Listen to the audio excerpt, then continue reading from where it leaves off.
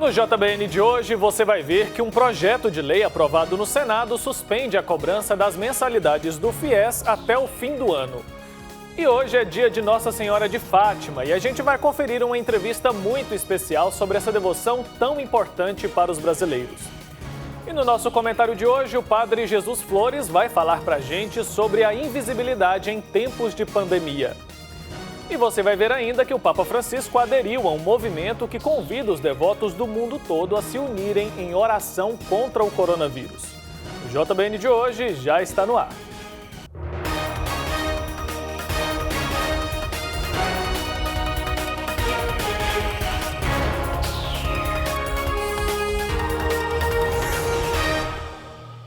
Olá, boa noite para você. Seja muito bem-vindo ao JBN desta quarta-feira, 13 de maio. O Senado aprovou o projeto que suspende até o fim do ano as cobranças das mensalidades do Fundo de Financiamento ao Estudante do Ensino Superior, o FIES. Segundo o texto, a suspensão vale para o beneficiário que está com as parcelas em dias. A proposta suspende o pagamento das parcelas regulares de todo o saldo devedor, juros incidentes sobre o financiamento, a quitação de parcelas de renegociação de contratos, os pagamentos devidos pelos beneficiários do programa e pelas mantenedoras das universidades aos bancos para saldar multas por atraso. O projeto foi aprovado durante uma sessão remota. 75 senadores votaram a favor e nenhum contra. A data de 31 de dezembro prevista no projeto é a mesma da vigência do estado de calamidade pública. Quem escolher fazer o congelamento das parcelas não vai ser considerado inadimplente. Depois do fim do prazo, os valores que foram suspensos vão ser divididos nas parcelas seguintes. O projeto define ainda que o estudante que dever parcelas poderá aderir a um programa especial de regularização. O valor seria dividido em até 175 vezes. Agora que foi aprovada no Senado, a proposta segue para análise na Câmara dos Deputados. E olha só, toda semana você vai conferir aqui no JBN o comentário do missionário redentorista Padre Jesus Flores. Hoje ele fala sobre a invisibilidade em tempos de pandemia. Acompanhe. O Brasil é um país injusto e desigual. É o vice-campeão mundial na desigualdade da distribuição de renda. Vice-campeão mundial. Este fato e esta realidade aparecem com muito mais clareza em um tempo de crise como nós estamos vivendo agora. O tempo da pandemia do coronavírus. Aparece muito mais e de uma forma muito mais chocante. Atinge a todos, mas principalmente atinge aos desempregados, aos autônomos, aos informais, os moradores de rua e mais ainda os invisíveis. Os invisíveis, que não constam de nenhum cadastro, de nenhum programa social. São invisíveis. E os invisíveis no Brasil chegam a 50 milhões de pessoas, de acordo com agentes do próprio governo federal. Não tem rosto, não tem identidade, são invisíveis. Agora, no momento da crise, começam a aparecer e começam a gritar. Nós existimos, nós somos cidadãos, nós somos brasileiros e, como tais, nós queremos os nossos direitos que são garantidos por Deus, que pôs a mesa do mundo para todos, pela Declaração Universal dos Direitos Humanos, pela nossa Constituição. Somos brasileiros e queremos ser reconhecidos como brasileiros. É preciso ouvir o clamor dos invisíveis. É preciso prestar atenção aos invisíveis. E é preciso dar uma resposta aos invisíveis. Eles têm direito. E o magistrado do Supremo Tribunal Federal nos dá uma declaração muito importante. É uma vergonha a existência de tantos invisíveis no Brasil. É uma vergonha a existência de tantos invisíveis no Brasil. No dia 13 de maio de 1917, enquanto o mundo vivia a Primeira Guerra Mundial, Nossa Senhora aparecia pela primeira vez a 3 pastorinhos em Portugal. Veio daí o título de Nossa Senhora de Fátima. E esse é o assunto da nossa entrevista de hoje. Acompanhe. Olá, meu irmão, minha irmã, acompanhando a TV Pai Eterno. Hoje um dia especial. Dia 13 de maio é comemorado o dia de Nossa Senhora de Fátima. E para falar sobre esse assunto, sobre esse tema, ao meu lado, o padre Luiz Henrique. Primeiramente, tudo bem, padre, nesse dia especial? E que história é essa? Por que ela é tão importante, não só no Brasil, como eu disse, em Portugal, no mundo todo? Se nós pensarmos na devoção à Nossa Senhora de Fátima, ela começa num contexto de mundo muito particular. Nossa Senhora começa as suas aparições em Fátima, que é uma cidadezinha no centro de Portugal, no dia 13 de maio de 1917. Naquele mesmo ano, o comunismo estava avançando na Rússia e aconteceu a Revolução Russa, a Revolução Comunista Russa.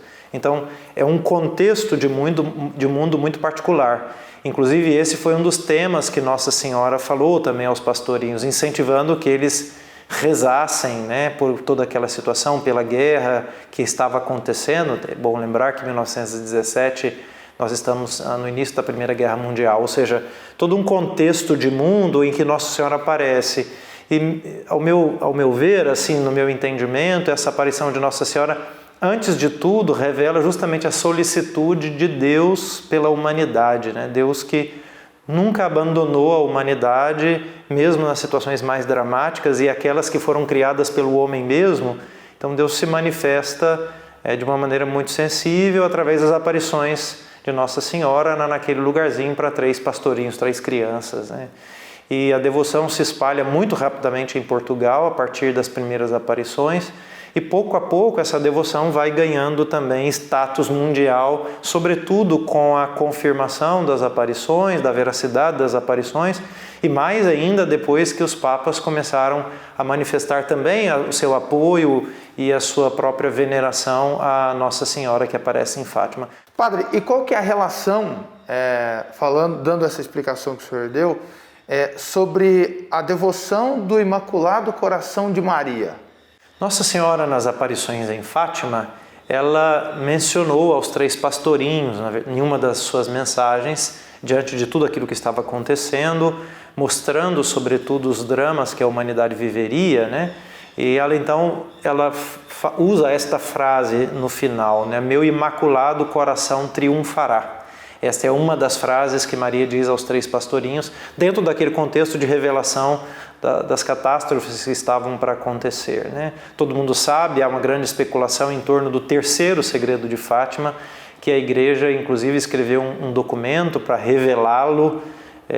O autor do documento foi o então cardeal Ratzinger, prefeito da Congregação para a Doutrina da Fé, e a visão que os pastorinhos tiveram e que é o conteúdo daquele segredo mostra tempos difíceis para a humanidade, e naquele contexto é que Maria diz, meu imaculado coração triunfará. Por isso que associada à devoção à Nossa Senhora de Fátima está também a devoção ao Imaculado Coração de Maria, é por isso que aparece essa devoção juntamente com a devoção de Fátima. E antes de começarmos a gravar, o senhor até me contava que lá em Portugal, nesse dia 13 de maio, é sempre uma festa muito bonita, uma mobilização de vários devotos. E esse ano, por conta de toda essa pandemia, Lá as festividades, as comemorações, elas foram suspensas. E essa realidade, padre, completamente diferente para todos os fiéis, aqui no Brasil e também em Portugal? É claro que há este desejo do movimento geográfico, mas é muito importante a gente se lembrar que a grande peregrinação que o cristão faz, né, é uma peregrinação interior, no sentido do seu caminho de procura de Deus, do seu caminho de conversão, do seu caminho de vivência do Evangelho. A peregrinação que nós fazemos exteriormente, como no nosso caso aqui fazemos para a Trindade, né, ela nos ajuda a lembrar esta vida peregrina que o cristão tem. Nos ajuda a recordar do caminho interior que nós devemos fazer na busca de Deus, né? Mas o mais importante é o elemento interior e não o exterior. O exterior nos ajuda a compreendermos, a refletirmos sobre aquele interior. Por isso, ainda que tivesse sido muito bom se todos os devotos de Nossa Senhora pudessem ir em Fátima, mas não estão proibidos e, pelo contrário, estão inclusive chamados a neste tempo a continuar este caminho interior que tanto Nossa Senhora nos indicou através da oração, da procura da conversão, né? Que é o caminho da verdadeira peregrinação para Deus. Então, mesmo se nós não podemos ir nesse momento ao santuário, né? Mas podemos visitar aquele santuário mais íntimo nosso, onde Deus está, para usar a metáfora do castelo interior de Santa Teresa d'Ávila, né? Devemos fazer essa peregrinação interna na procura do grande santuário onde está Deus mesmo, né? Para encerrar, eu queria que o senhor deixasse uma bênção final, principalmente para os devotos, aquelas pessoas que vivem de forma mais acalorada essa devoção, né? As orações, que o senhor possa levar essa mensagem para as pessoas em casa, já que agora é um momento de muita conscientização, mas o dia não deixa de ser importante. A gente sempre tende a fugir a um passado que passou, com uma espécie de nostalgia, né? Ou tentando programar um futuro que não existe, né? Isso são duas fugas muito comuns nossas. Mas o que o Senhor está nos dando é esta oportunidade de hoje, né? E esse dia 13 de maio do ano de 2020, nós podemos vivê-lo na intensidade daquilo que o momento está nos dando como possibilidade. Por isso, ao invés, como eu disse, de chorarmos, né, de lamentarmos, eu penso que deveríamos fazer aquilo que Nossa Senhora nos pediu, né? E o centro da mensagem de Fátima é a oração e a penitência. Assim explicou o cardeal Ratzinger naquele documento que eu já falei. Por isso, o que nós podemos fazer de melhor nesse dia, se não rezar, pedindo a intercessão de Nossa Senhora de Fátima e particularmente a oração do terço, que foi aquela oração que ela tanto pediu, né? Então, nós nos consolamos pela certeza da presença de Deus na nossa vida e, sobretudo, dessa intercessão de Nossa Senhora. Então, queria convidar todos nós a rezarmos essa Ave Maria, suplicando a intercessão de Nossa Senhora, repetindo aquelas palavras que todos nós sabemos, né? E que nos coloca como filhos na mão da Mãe de Deus que cuida tanto de nós. Ave Maria, cheia de graça, o Senhor é convosco. Bendita sois vós entre as mulheres. Bendito é o fruto do vosso ventre, Jesus. Santa Maria, Mãe de Deus, rogai por nós, pecadores, agora e na hora de nossa morte. Amém. Em nome do Pai, do Filho e do Espírito Santo. Amém. Amém. Obrigado, padre. Por nada. É isso aí. Só para esclarecer, essas cenas que você viu ao longo da entrevista aí foram feitas durante a visita da imagem de Nossa Senhora de Fátima, aqui em Goiânia, em outubro do ano passado. Por isso você viu essa aglomeração de pessoas, é porque foi antes da pandemia, tá bom? E agora a gente vai para o intervalo rapidinho e a seguir você vai ver as últimas notícias do coronavírus pelo mundo. É daqui a pouco.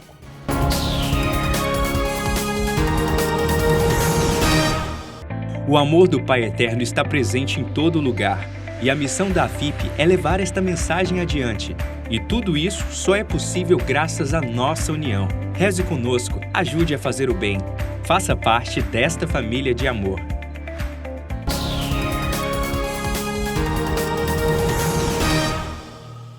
Estamos de volta com o JBN de hoje. Muito obrigado pela sua companhia.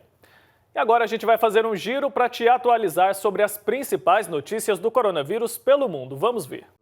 O porta-voz do presidente russo Vladimir Putin foi diagnosticado com coronavírus. O anúncio de que ele havia contraído o vírus foi feito no dia em que a Rússia voltou de um recesso de quase 2 meses, decretado pelo governo para conter a pandemia de coronavírus.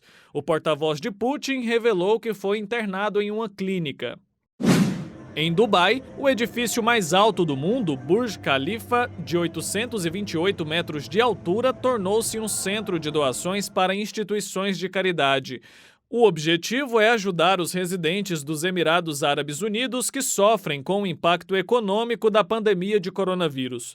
O local ganhará uma nova luz a cada doação recebida. O prédio faz parte de uma campanha lançada pelo governo de Dubai para distribuir 10 milhões de refeições à população carente do país. A cada doação de $2,7, preço de uma refeição, será acesa uma das mais de 1.200.000 luzes de LED do prédio.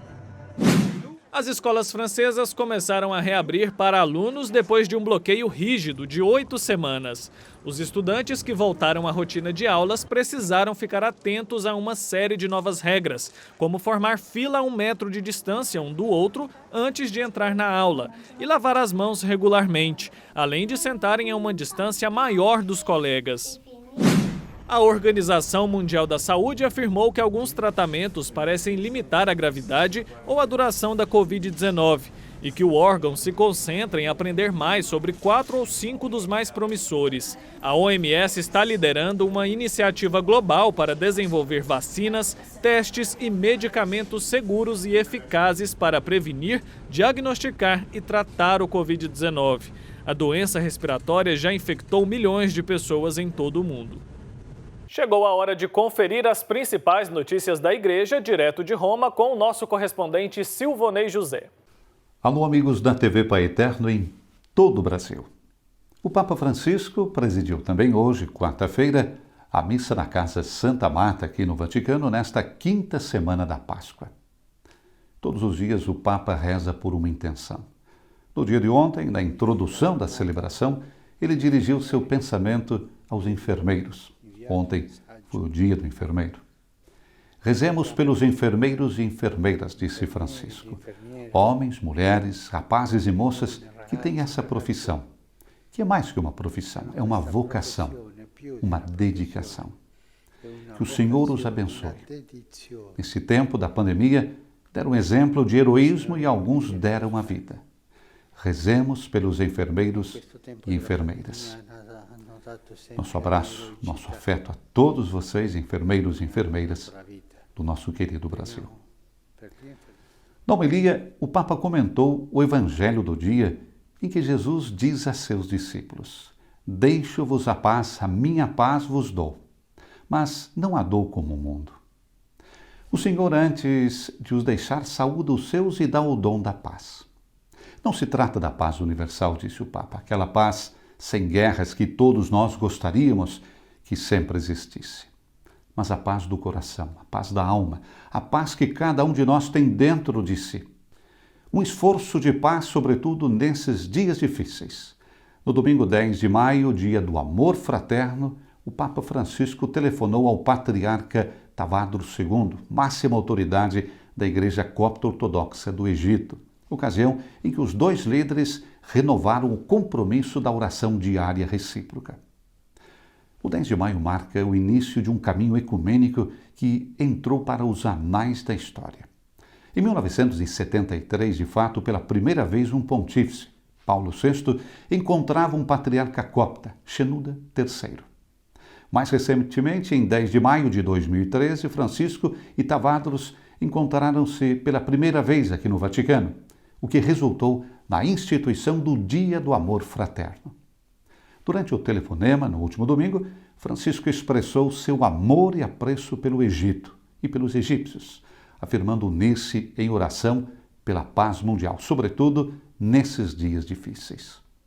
No final do telefonema, o Papa e o patriarca copta ortodoxo se comprometeram em rezar para que Deus tenha misericórdia do mundo e da Igreja e de todos os crentes, unindo-se assim ao Dia Mundial da Oração, jejum e obras de caridade para libertar o planeta do coronavírus. Dado para amanhã, quinta-feira, 14 de maio, numa iniciativa do Alto Comitê para a Fraternidade Humana. E uma última informação, faleceu ontem, aos 84 anos, o cardeal italiano Renato Corti. O cardeal era bispo emérito de Novara, onde exerceu seu ministério de 1990 a 2011. O Papa Francisco havia criado o cardeal no consistório de 2016. No ano anterior, ele tinha escrito as meditações para a Via Sacra no Coliseu. Vice-presidente da Conferência Episcopal Italiana de 2005 a 2015, pregador estimado, dirigiu os exercícios espirituais à Cúria Vaticana em 2005, os últimos com João Paulo II. De Roma, para a TV Pai Eterno, Silvanei José. Silvanei também falou sobre a suspensão das missas rezadas pelo Papa Francisco, transmitidas pela internet da Casa Santa Marta. Acompanhe. A notícia diz respeito a todos nós que seguimos o Santo Padre. A celebração da Santa Missa, na próxima segunda-feira, às 7 horas locais, será a última de uma série que acompanhou milhões de pessoas em todo o mundo, todos os dias, durante mais de 2 meses. Muitos de vocês acompanharam a Santa Missa com o Papa Francisco todos os dias, através da TV Pai Eterno. Por ocasião do reinício das missas com os fiéis aqui na Itália, o Papa decidiu interromper a transmissão ao vivo da Missa da Manhã.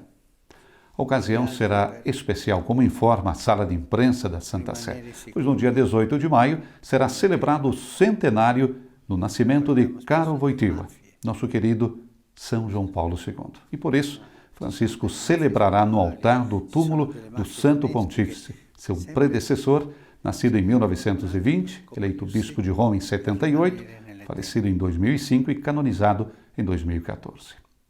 A transmissão ao vivo, via rádio e streaming, com as TVs de todo o mundo, da celebração da Missa da Manhã na Casa Santa Marta e a decisão de celebrá-la diariamente durante esse período de quarentena foram um dom inesperado e belíssimo. Muitas pessoas, mesmo as afastadas da igreja, sentiram-se acompanhadas e apoiadas pelo Papa que, na ponta dos pés, no início do dia, batia à porta das suas casas. Muitos aprenderam a importância e o conforto do encontro diário com o Evangelho.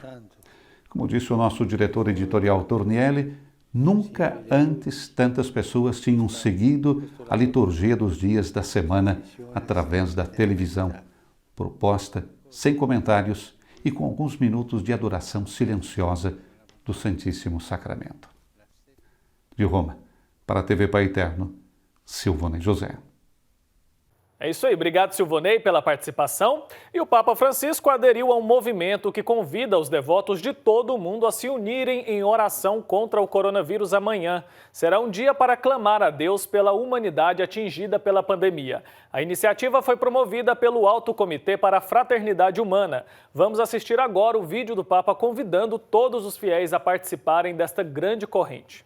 Il prossimo 14 maggio i credenti di tutte le religioni si uniscano spiritualmente in una giornata di preghiera, digiuno e opere di carità per implorare Dio di aiutare l'umanità a superare la pandemia del coronavirus.